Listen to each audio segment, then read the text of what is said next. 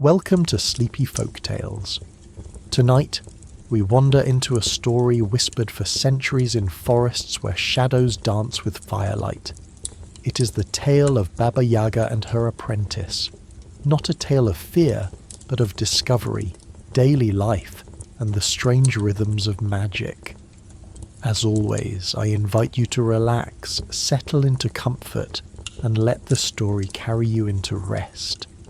If you enjoy these journeys, feel free to subscribe and share in the comments where you're listening from and what time it is where you are. It is always wonderful to see how far these stories travel. Now, let us begin. You open your eyes in a small wooden hut, the air heavy with the smell of herbs and smoke. The rafters above you are crooked, their beams covered with bundles of dried plants, tied together with rough string. It is still early, a pale light slipping in through the cracks in the shutters. Somewhere outside a crow caws. The sound echoes through the morning stillness, mixing with the faint bubbling of a cauldron in the next room. You rise slowly, pulling a rough woolen cloak around your shoulders. The floor beneath your bare feet is uneven, made of planks warped by time and damp forest air. You know this place well now, though at first it seemed like a dream. The hut of Baba Yaga herself, perched not far from the heart of the deep woods. They say her house walks on chicken legs, shifting from place to place when no one is watching. You have not yet seen it move, but you have felt the subtle tremors in the night, as though the ground itself sighed.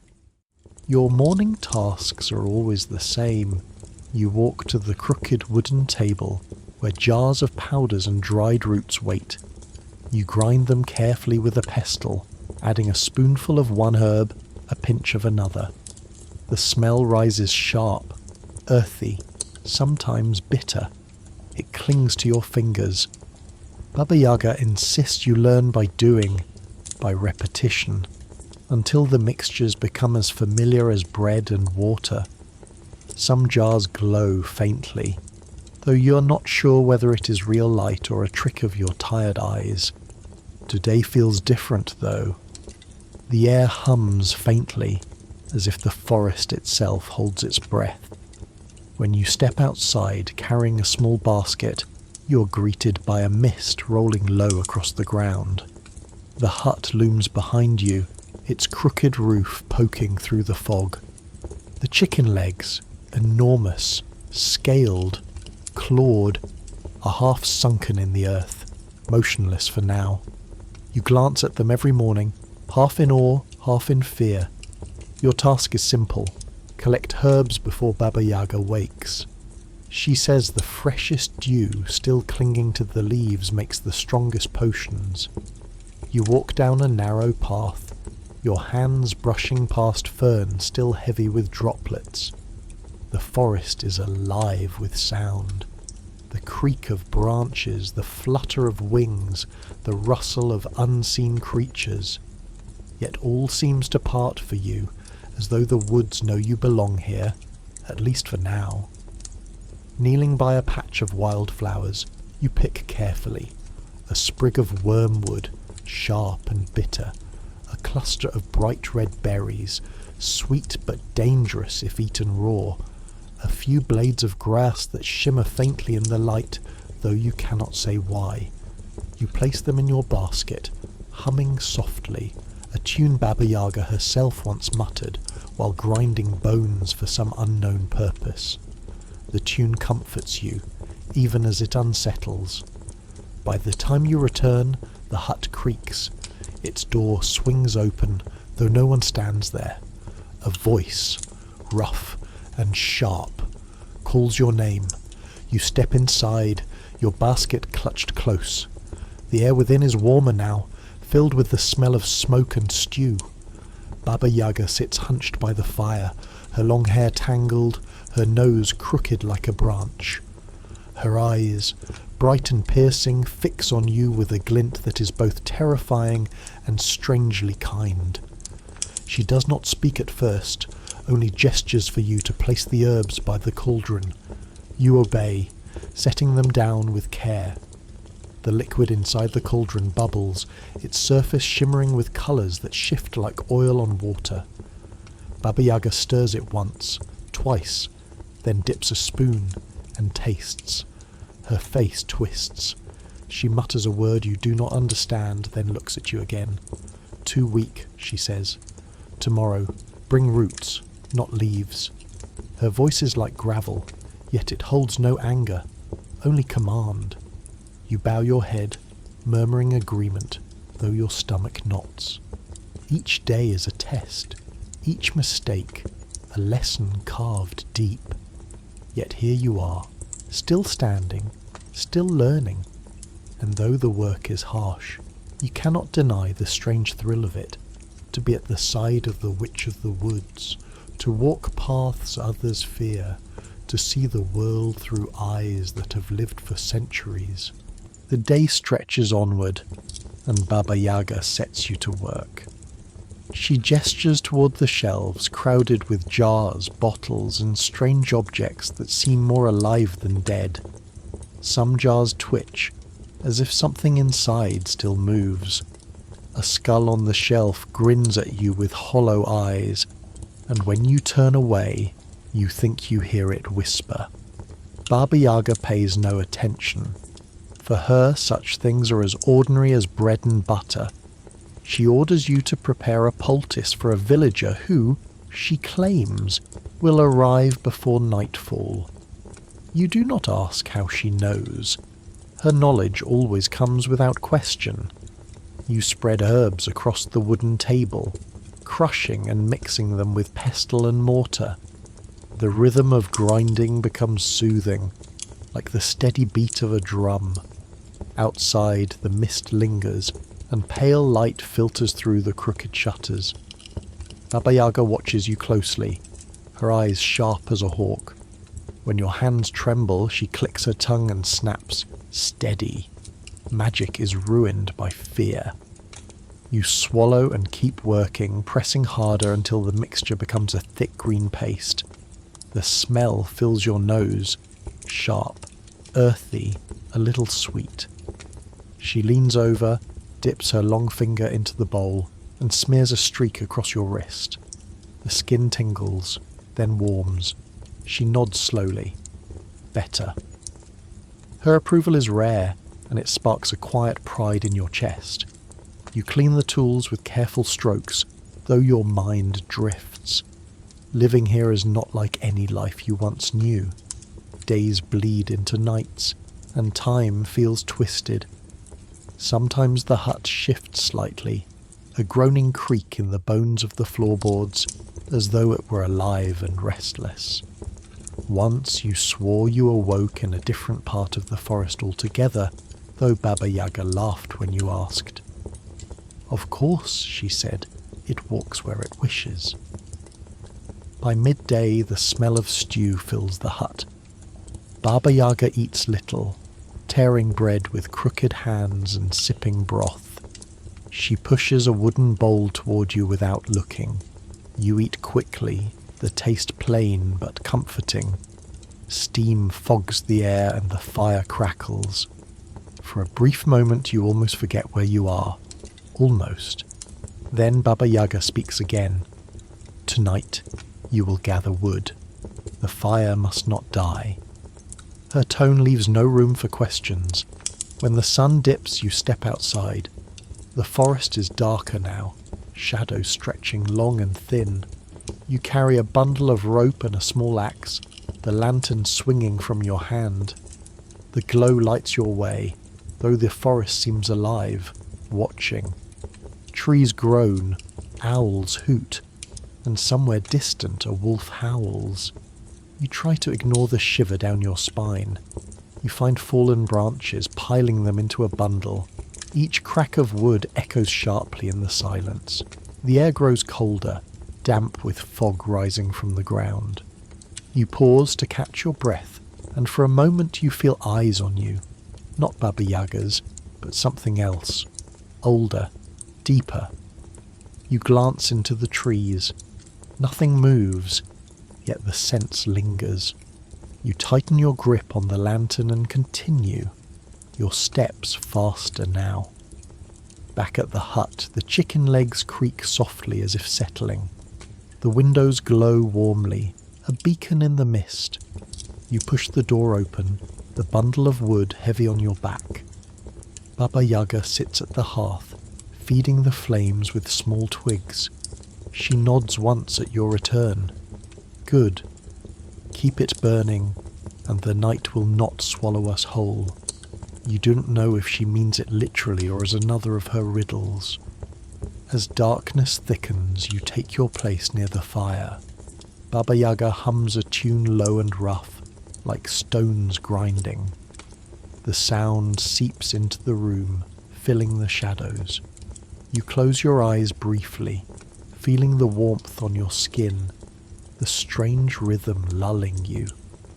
Life here is harsh, filled with tasks and strange lessons, yet in moments like this, with firelight flickering and the forest kept at bay, you sense an odd safety. For now, you belong. Night settles heavy over the forest, and the air grows sharp with cold. You sit by the fire, the light casting long shadows across the hut's crooked walls. Baba Yaga stirs the cauldron, muttering words too old for you to understand. The smell rises thick and earthy, almost bitter, but not unpleasant. She dips a ladle, takes a sip, and then tosses a handful of dried herbs into the bubbling mix. The flames flare and sparks dance upward. She glances at you, her eyes glinting. "Watch," she says, "and remember, each plant has its own spirit. Respect it, and it will lend you power." You lean closer, drawn by the shifting colours on the surface. Swirls of green and gold shimmer like liquid light. The warmth soaks into your skin, easing the chill of night. You feel the rhythm of the fire steady and alive, as if the cauldron itself breathes. Baba Yaga's hands move quickly, practiced and sure, stirring, sprinkling, whispering. You try to memorize every motion, though the patterns seem endless, a dance you may never master. Hours pass, and the fire burns low. She finally waves you away. "Sleep," she commands. "Tomorrow will test you." You bow your head, too tired to ask more, and retreat to your small corner. Your bed is little more than straw and a rough blanket, yet exhaustion makes it soft enough. You lie down, listening to the creak of the hut and the crackle of dying flames. The forest outside groans with distant sounds, branches breaking, owls calling, something else moving in the dark. But the fire glows warm and slowly. Your eyes close. Dawn comes grey and damp. Baba Yaga rouses you with a sharp knock of her staff against the floor. "Up," she says, her voice rasping.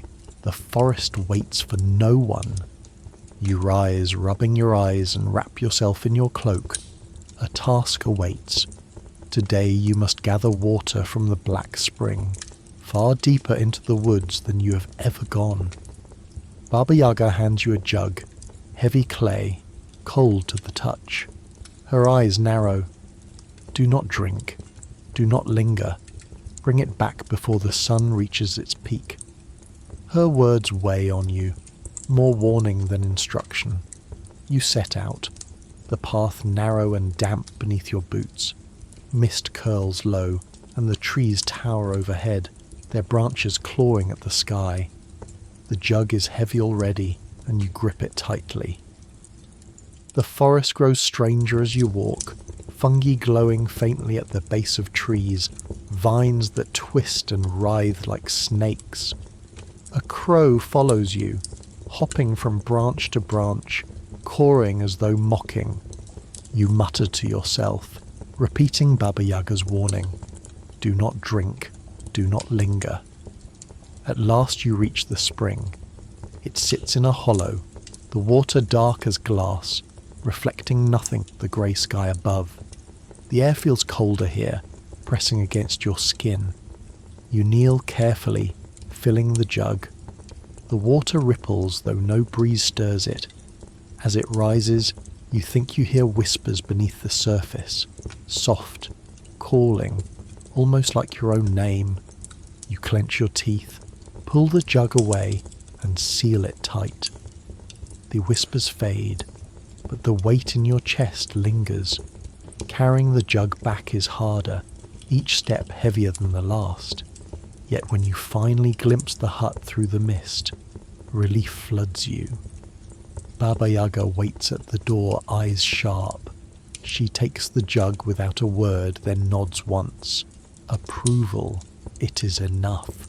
The jug of black water rests near the cauldron, and Baba Yaga circles it like a hawk, tapping the clay with her long nails. She mutters words low and sharp, then pours a single drop into the bubbling brew. The liquid hisses, smoke curling upward in pale ribbons. Her mouth twists into something between a smile and a sneer. "Good," she says. "The forest accepts you." You do not fully understand, but the words bring a flicker of warmth to your chest. Acceptance is rare here. She turns suddenly, thrusting a bundle of herbs into your hands. "Grind," she commands. You obey, placing the leaves into the mortar and working them with the pestle. The scent rises sharp, bitter enough to sting your nose. The rhythm steadies you, each grind pushing away doubt. When the paste is smooth, you spread it carefully onto strips of cloth as she taught you. Poultices for wounds, charms for fever, protections against spirits. Each task feels like another stone laid into the foundation of your strange new life. By afternoon, a knock rattles the door. You startle. Few dare approach this hut. Baba Yaga lifts her head, a glint in her eye. Answer it. With hesitant steps you open the door. A villager stands trembling, hat clutched in his hands. His face is pale, eyes darting around the crooked walls. He stammers out his plea, a child struck by fever, burning with heat. He offers coins more than he can spare. Baba Yaga snorts but waves him in. She thrusts your poultices toward him. "Use these," she says through you. 3 nights, no more. The man bows, nearly weeping, before fleeing into the mist. You close the door, heart pounding. For all her cruelty, for all her riddles and demands, Baba Yaga does not always destroy. Sometimes she saves. You think of the child, perhaps already easing into calm sleep, and a strange pride takes root. Yet Baba Yaga's gaze cuts through you. "Do not mistake me for merciful," she says, her voice like flint. "Every cure has its price." Her meaning slips away like smoke, leaving you uneasy. That night you gather wood again. The forest feels restless, branches groaning above, shapes shifting in the fog. You hum the tune Baba Yaga mutters when she stirs her cauldron. The sound steadies your breath, though every crunch of leaves feels too loud. When you return, she sits at the fire, staring into the flames. Her face is lit unevenly, shadows twisting across her sharp features. For a long time she does not speak. Then softly she says, "The forest watches you. Remember that, no more." She turns back to the fire, leaving you with the weight of her words. Sleep comes fitful. You dream of roots curling round your arms, of voices whispering beneath water, of the hut itself groaning as it shifts in the dark. When you wake, the fire is still alive, embers glowing faintly. Baba Yaga sits in her chair, eyes closed but breathing steady. You cannot tell if she ever truly sleeps. You pull the blanket tighter, listening to the forest's sighs. Somehow you feel smaller here, like a leaf carried by the wind of something vast and endless, and yet you endure. You belong, if only because the forest allows it. Morning comes damp and grey, mist clinging to the ground like a second skin. Baba Yaga's staff thuds against the floorboards, pulling you from restless sleep. Up, she rasps. The woods have work for you. You rub your eyes, stretch your aching limbs, and stand. Today the air feels heavier, as though the trees themselves lean closer to listen. She hands you a small woven basket and points toward the door. Mushrooms, she says simply, but not just any. You will know them when you see them. Her words are no clearer than usual, yet you have no choice but to obey. With the basket slung under your arm, you step into the damp morning. The hut looms behind you, its chicken legs still, but their claws sunk deep in the earth as though anchoring the house. The sight is both absurd and unsettling, and you look away quickly. The forest welcomes you with silence broken only by the occasional cry of a jay or the distant crack of a branch. You tread carefully, eyes scanning the undergrowth. Mushrooms are plentiful here, but which ones? You crouch beside a cluster of pale caps, their edges glowing faintly in the shadowed light. Could these be the ones? You hesitate, remembering her sharp, warning gaze. No, something tells you to move on. You walk deeper, the path narrowing, roots twisting beneath your boots. At last, you find them. A circle of mushrooms, taller than the rest, their caps marked with strange, spiralling patterns. The air here feels different, humming faintly, as if 1,000 whispers drift just beyond hearing. You kneel, heart thudding, and carefully pluck one.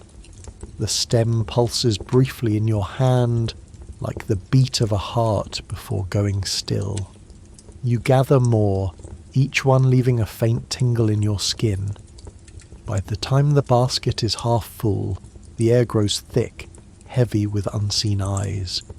You rise quickly and make your way back, refusing to look over your shoulder. Baba Yaga waits by the fire when you return. She takes the basket, examines the mushrooms and nods once. Good. You listened. She tosses one into the cauldron. The liquid hisses, sending up a plume of smoke that smells sharp and metallic. These are not food, she says, fixing you with her piercing gaze. They are doorways. Mishandle them, and you will step where you should not. Her words chill you more than the cold air ever could. That evening she gives you a task of your own. Watch the fire, she commands. Do not let it die. Even if shadows call your name, even if voices beckon, keep it alive. Then she retreats to her crooked chair, her eyelids lowering but never fully closing. You sit by the flames, feeding them stick by stick. Outside, the forest stirs, branches tapping at the shutters like skeletal fingers. In the flicker of the fire, you think you see shapes moving, faces forming in the smoke. You grip the poker tighter and keep feeding the flames. Hours pass, slow and heavy. At last, dawn glimmers faintly, and Baba Yaga stirs. She glances at the fire still alive and nods. You did not fail. That is enough for now. The next day begins before the sun has fully risen. Baba Yaga wakes you with a sharp snap of her fingers, and her eyes gleam like burning coals in the dim light. Today, she says, you will test your courage. She gives you no more explanation, only thrusts a small pouch of salt into your hand and points toward the door. Carry this into the forest.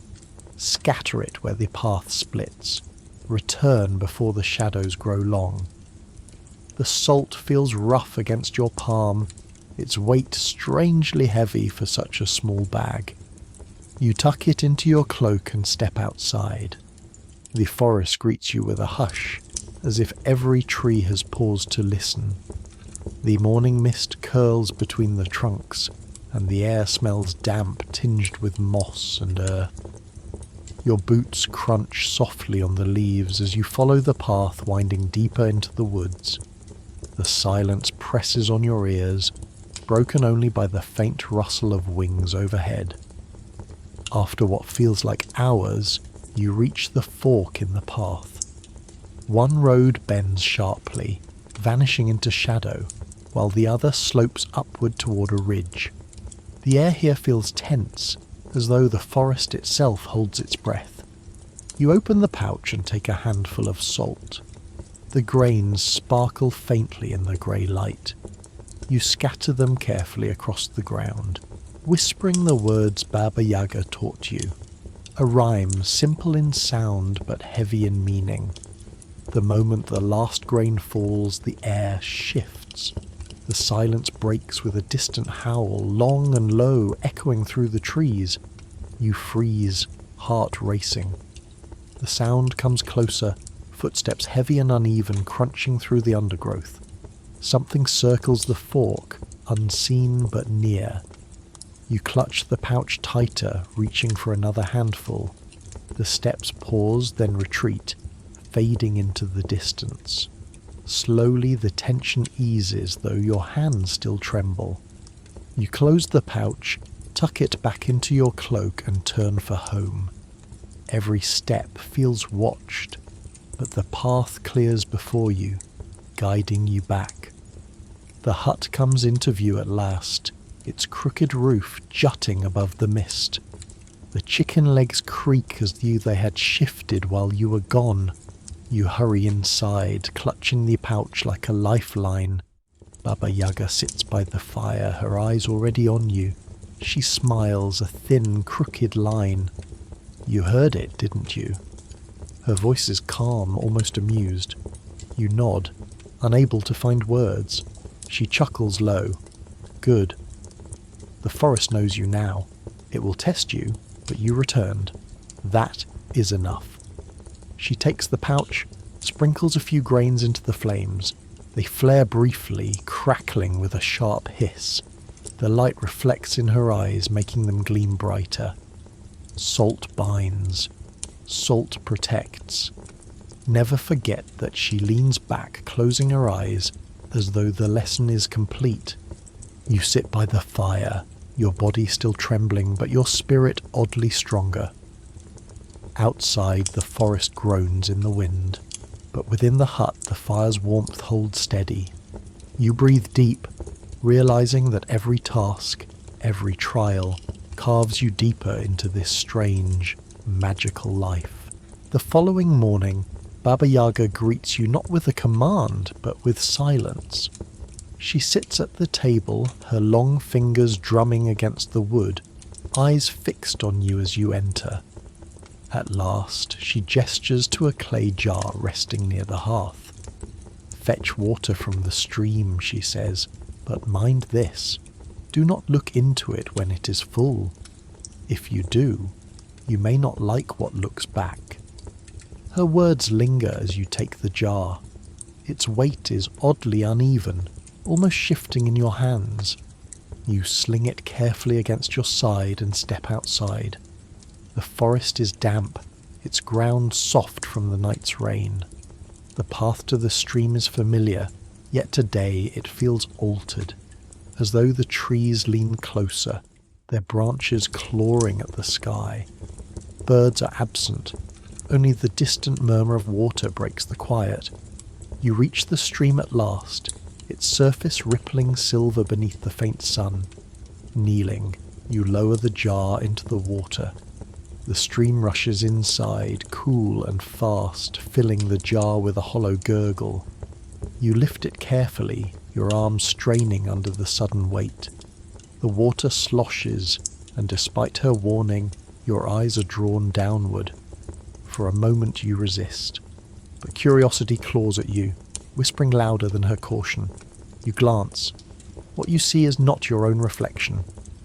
A pale face stares back, hollow-eyed, its mouth curling into a silent scream. Behind it, shadows swirl, shapes writhing like smoke. Your breath catches. The vision vanishes in a blink, replaced by nothing but the trembling reflection of the trees. Shaken, you clutch the jar tighter and rise. The forest seems to watch you, every sound sharper now. The crack of a twig, the rush of wind through the branches. You quicken your pace, forcing yourself not to look again. The hut looms in the clearing, its windows glowing faintly. You step inside, setting the jar at Baba Yaga's feet. Her eyes dart immediately to your face, reading the truth there before you speak. She chuckles, low and throaty. You looked. Her smile is crooked, knowing. Good. Fear teaches more than obedience ever could. She takes the jar, pours a measure into the cauldron. Steam rises, thick and fragrant, curling into the rafters. As she stirs, she speaks without looking at you. The forest shows you what you are not ready to see. It does not lie, but it does not comfort. That is its way. Her voice is steady, yet each word weighs heavy. You sit near the fire, still trembling, her words echoing in your chest. Somewhere deep inside, you sense that every test she sets is reshaping you, stripping away layers of who you once were, replacing them with something harder, stranger. When night falls, you lie awake on the rough bedding, the pale face from the water haunting your mind, whispering silently through your dreams. The days blur together, each marked by Baba Yaga's strange commands. One morning she places a crooked wooden key in your hand, its teeth uneven and sharp as though chewed by rats. Take this, she says, and find the door in the forest. It is not carved by man. When you see it, you will know. Do not open it fully, only enough to see what waits beyond. The key feels cold, unnaturally so, even in the warmth of your palm. You tuck it into your belt and set off.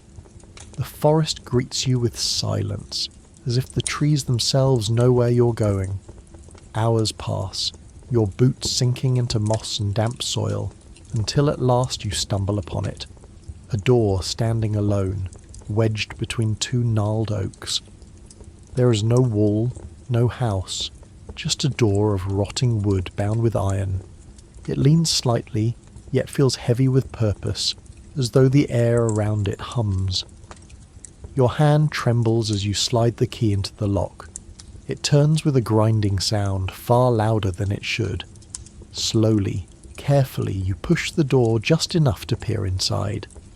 Darkness yawns beyond, deeper than any cave or night sky.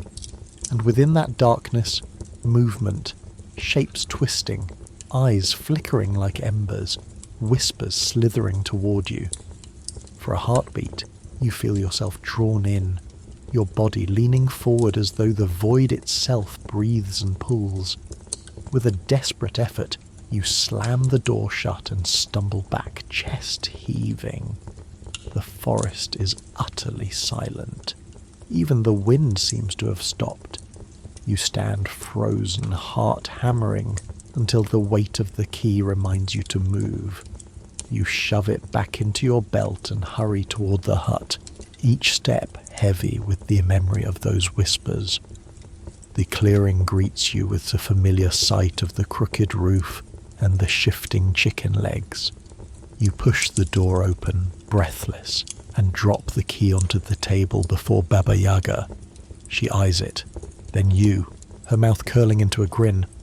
"You saw," she says, more statement than question. You nod weakly. Her laughter rasps like dry leaves. Good. Curiosity and fear, they sharpen the senses. But remember this. Doors exist for reasons. Some keep things out. Others keep them in. She pockets the key and leans closer, her sharp teeth glinting in the firelight. And some, little one, are better left unopened at all.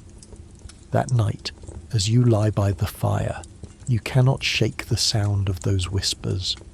They crawl into your dreams, echoing with promises and threats you cannot understand. When you wake in the darkness, the hut creaks around you. For an instant, you think you see a shadow at the shuttered window. Something tall, patient, waiting. You pull the blanket tighter around your shoulders, heart thudding, until sleep drags you under once more. Dawn creeps pale and weary across the sky, but the hut is already alive with the scrape of Baba Yaga's movements. Today, she does not summon you with commands. Instead, she watches as you stir, her eyes sharp as flint. "You are learning," she murmurs, almost to herself, then louder. "But strength of will must match strength of body. Today, you will carry the wood." She thrusts a rusted axe into your hands. Its handle is scarred and heavy, worn by decades of use. Outside, the air is cool and damp, the scent of pine strong in your lungs. The forest looms as always, yet today it feels closer, heavier, as though testing your resolve. You trudge to the edge of the clearing where fallen trunks lie scattered. The axe bites deep with each swing, its dull blade demanding every ounce of your strength. Sweat runs down your back as the rhythm of chopping echoes through the trees. Time blurs, hours pass, and blisters rise on your palms. At last your arms shake too badly to lift the axe. You pause, chest heaving, and glance around. The forest is quiet, but not empty. Between the trunks, a figure stands, tall, cloaked in shadow, its head tilts as though studying you. You freeze, gripping the axe tighter, but when you blink, it is gone. Only the whisper of branches swaying remains. You gather what wood you can, bundling it into your arms, and return to the hut. Baba Yaga sits by the fire when you stagger in, the wood piled high in your arms.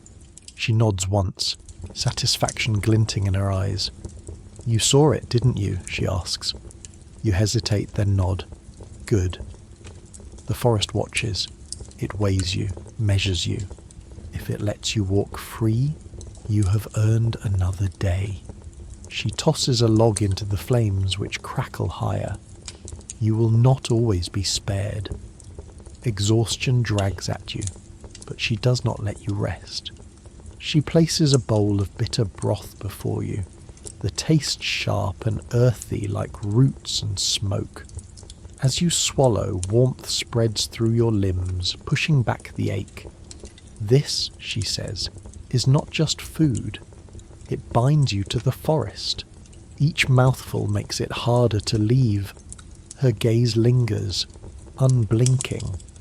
You wonder if she means this as a warning or a promise. That night, the forest presses against your dreams. You dream of carrying endless bundles of wood, the axe heavy as stone, the trees whispering in voices you cannot understand. And always, at the edge of your vision, the cloaked figure watches. When you wake, the fire has burned low, and Baba Yaga sleeps in her crooked chair. You lie back, eyes fixed on the rafters, wondering how long before the forest claims more than your sweat and strength. The next task comes without warning. Baba Yaga wakes you in the middle of the night, her gnarled hand gripping your shoulder like iron. "The forest has stirred," she whispers, her voice low and urgent. "Go to the edge of the marsh. Listen. Bring back what you hear." Her command makes little sense, but then none of them ever truly do. You rise, bones aching from restless dreams, and wrap your cloak tight against the chill. The air outside is heavy with fog, the moon a pale blur above the trees. You follow the crooked path through the clearing, each step muffled in the damp earth. The forest at night is different, alive with sounds, yet none of them familiar. Branches groan, water drips steadily, and somewhere far off a cry echoes, long, mournful, and not quite human. You clutch the edges of your cloak tighter and press on. At last you reach the marsh. The air smells of rot and wet earth, heavy enough to choke. Reeds rise around you, taller than your head, their tips bending under the weight of mist. The ground squelches beneath your boots, each step threatening to swallow you whole. You stop in the centre of the mire, heart pounding, and listen. At first only silence greets you, broken by the faint lap of water. Then slowly a sound emerges, soft, like humming, but layered with voices, high and low, weaving together in a strange, unsettling melody. The song seems to rise from the water itself, rippling with each note. You lean closer, straining to hear. Words form, not in any tongue you know, but they carry weight, thick with warning and sorrow. A shiver runs down your spine. The reeds sway, though no wind blows, and the water darkens, shadows swirling just beneath the surface. You stumble back, breath quick, but the voices follow, curling around you like tendrils of smoke. You clap your hands over your ears, but the song thrums inside your skull, deeper and deeper until your knees nearly buckle. Clutching at the pouch of salt still tied at your belt, you scatter a handful onto the ground. The voices falter, breaking apart like shattered glass. The water ripples violently, then grows still. Only the croak of a lone frog breaks the silence now. Shaking, you gather your strength and turn back toward the hut, each step an effort as though the marsh itself tries to hold you. The forest feels heavier than ever, its shadows pressing close, watching, waiting. When you return, Baba Yaga is awake, sitting by the fire as though she never moved. Her eyes flick to you, sharp and knowing. "You heard them," she says, not a question. You nod weakly, and she leans forward, her grin wide and toothy. "Good." The marsh remembers. It sings to those who belong to it, and now it sings to you. Her laughter rasps like dry leaves as you sink to the floor, heart still pounding, the echoes of the marsh song clinging to your thoughts. Sleep offers no escape. That night, your dreams are filled with water rising and voices calling, pulling you deeper, whispering your name. Dawn never truly arrives. The sky is pale, heavy with clouds that blot out the sun, and the forest lies under a dim veil of grey. You wake to the crackle of firewood, but Baba Yaga's chair is empty. The air inside the hut feels oddly still, as if holding its breath. On the table, however, lies another task. A bundle of twine, a small knife, and a scrap of parchment scrawled with crooked symbols. The note is short. Weave the ward, hang it where the shadows enter. You stare at the items, confusion gnawing at your mind. Still, your hands move as if guided by unseen force. The twine scratches your skin as you twist it into loops, braiding it tightly, following the marks on the parchment. It takes hours, or perhaps only minutes. You lose track of time in the hush. When at last the shape resembles a crude circle, you carve the symbols into the wood with the knife, each stroke leaving a faint burn, though the blade is cold. When the ward is finished, you step outside to hang it. The air is thick, the forest unusually quiet. Even the wind seems to falter. You choose the doorway as the place of shadows, tying the ward above the crooked frame. As it settles into place, the silence deepens further. The trees shudder as if exhaling. Then slowly the whispers begin. Soft, sibilant voices curl through the air, brushing against your ears, tugging at your mind. You grip the frame tight, forcing yourself not to listen, repeating the rhyme Baba Yaga once taught you. The voices hiss, then fade, melting back into the forest. When you return inside, she is waiting. Somehow she has appeared without sound, her crooked form bent over the fire. She looks at the ward above the door and nods. It holds, for now. She places a blackened pot in your hands. But nothing lasts forever. Remember this, child. Wards protect, but they also bind. You tied yourself into that circle as much as the shadows outside. Her smile is thin, unreadable. That night the hut groans as the wind rises. The ward sways slightly above the door, creaking as though under strain. In the glow of the fire you watch shadows gather outside the window, pressing close, their shapes shifting like smoke. But the ward holds, barely. You hear the faint hum of its power, threads vibrating against the dark. Baba Yaga does not stir from her chair, her eyes half closed, as if testing you. You lie awake, heart racing, wondering if the protection will break before dawn. Eventually exhaustion drags you under, dreams filled with doors that swing open and shadows that pour through, hungry and endless. Morning crawls in reluctantly, the pale light seeping through the cracks of the hut. You wake to the smell of smoke and herbs, thick in your lungs. Baba Yaga sits hunched over the cauldron, her bony hands stirring slowly, muttering words you cannot decipher. The air hums with her chant vibrating in your teeth. Without looking at you, she says, "Today you will follow me. There are places you must see if you are to stay alive here." You rise quickly, rubbing the sleep from your eyes, and trail behind her as she steps out into the cold morning. The hut shifts on its chicken legs as you leave, creaking as though uneasy with her absence. The forest greets you not with silence this time, but with a chorus of caws and rustles, as if every creature watches. Baba Yaga moves swiftly, her crooked staff tapping the ground, her hunched form gliding over roots and stones. You struggle to keep up, heart pounding with every hurried step. At last, you reach a clearing you've never seen before.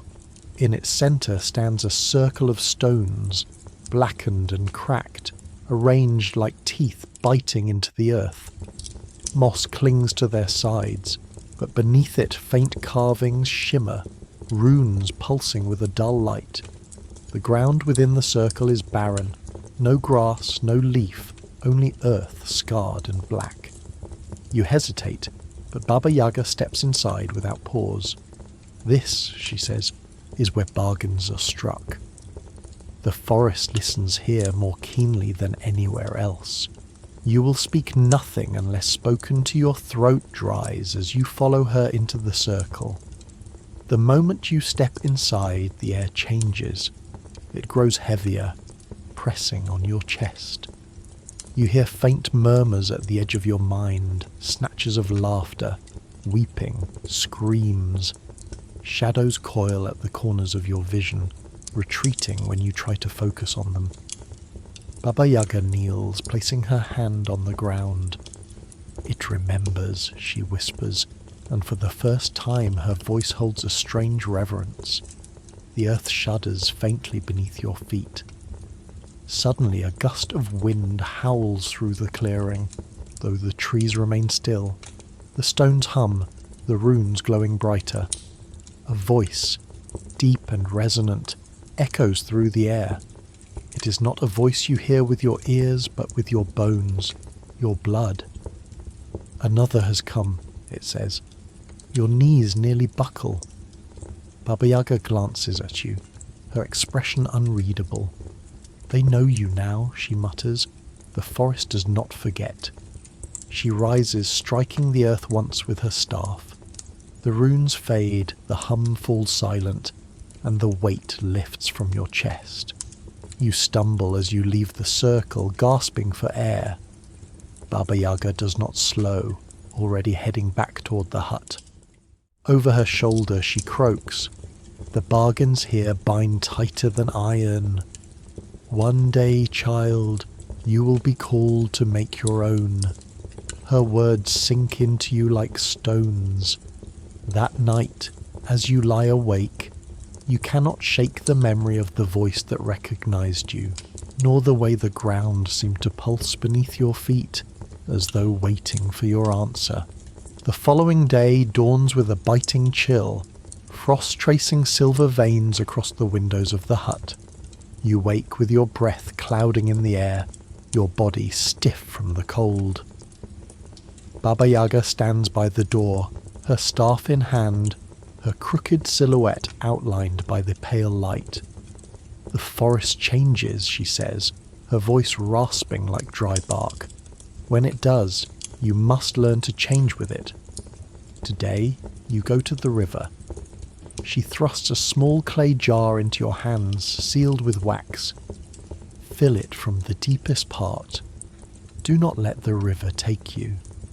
The warning coils around your mind like smoke, lingering even as you step outside. The path winds endlessly, the cold biting harder with every step until the sound of rushing water grows loud in your ears. At last you stand before the river, broad, dark, and fast. The current churns with a strength that makes your stomach clench. Mist rises from its surface, swirling into shapes that almost resemble faces. You kneel at the bank, jar in hand, and dip it into the icy water.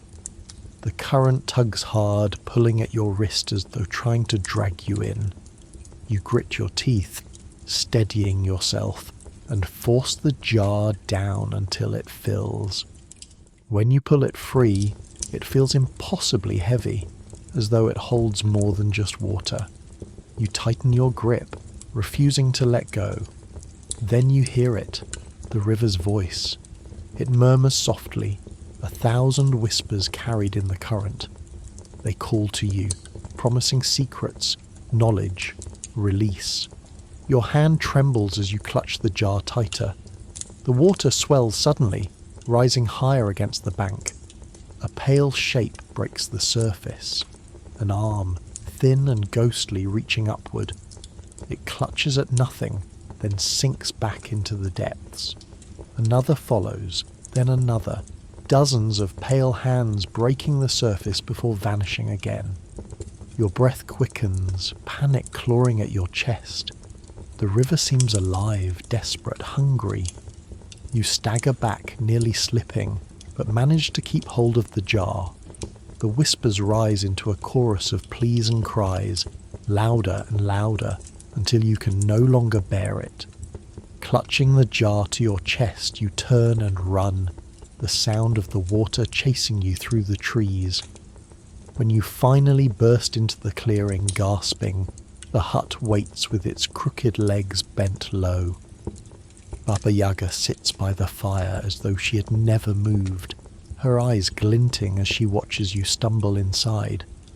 You set the jar on the table, your hands still shaking. She runs her bony fingers over the wax seal, nodding once. "The river knows you now," she croaks. "It does not easily forget." She leans close, her teeth flashing in the firelight. Do not answer when it calls again, for it will, that night, as you lie awake. The sound of rushing water fills your ears. You close your eyes, but the voices rise again, echoing in your skull. Hands grasp at you in your dreams, pulling you toward the current. You wake sweating, the memory of the river's pull still burning in your muscles, the weight of the jar heavy in your mind long after it is gone from your grasp. The morning after the river task, you feel weaker than before, as if the water has drained something from you. Your steps are heavy, your breath shallow. Baba Yaga notices, of course. She notices everything. "The forest leaves its mark," she mutters, pushing a small bundle of herbs into your hands. "Brew this into tea, or you'll fade before your time." Her words are sharp, but there's no pity in her tone. You obey, boiling the herbs in a cracked clay cup, the bitter steam filling your nose. The taste is foul, but warmth spreads slowly through your chest, easing the trembling in your limbs. No sooner do you set the cup down than she thrusts another task upon you. She gestures to a tattered sack at her feet. "Bones," she says. "The wolves left them near the ridge. Gather them and bring them back." Her grin widens, showing sharp teeth. "But take care, the wolves guard their dead." The words chill you, but there is no choice. Slinging the sack over your shoulder, you set off once more. The ridge rises sharply from the forest floor, its stones jagged and slick with moss. You climb carefully, each foothold threatening to give way. At the top, you find them. Bones scattered among the rocks, gnawed clean and bleached by the wind. Some are small, like deer or hare, but others are larger, disturbingly human in shape. You kneel, heart thudding, and begin gathering them, stacking the brittle remains into the sack. Each crack of bone seems to echo across the ridge, loud enough to summon the very wolves she warned you of. And soon they come. A low growl rises behind you, deep and rumbling. You turn slowly to see eyes gleaming in the shadows, yellow, unblinking, circling. Wolves, lean and hungry, their fur bristling in the cold wind.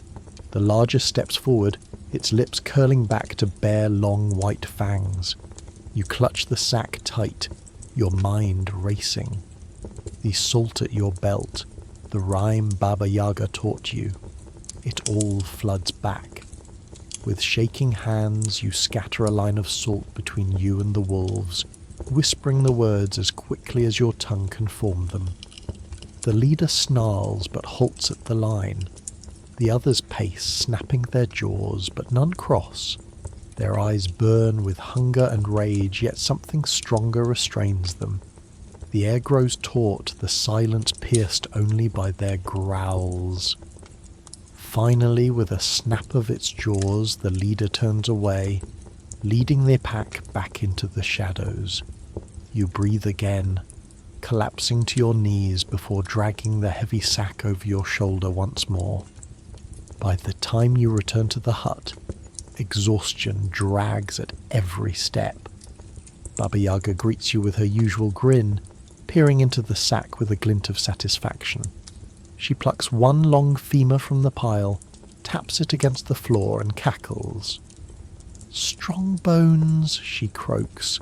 "They will serve well." She tosses the bone into the fire where it cracks loudly, sending sparks into the air. "The wolves know you now," she adds, her eyes glittering. "They will watch you, as they watch all who trespass their ridge. Do not give them reason to follow that night. Sleep is no refuge. You dream of yellow eyes watching from the trees, of sharp fangs closing around your throat. Each time you wake, the sound of howling echoes faintly through the forest, as though the wolves circle closer, waiting for the moment the salt runs out. The days have begun to blur, time twisting inside Baba Yaga's domain. You no longer know how long you've been here. Weeks, months, maybe longer.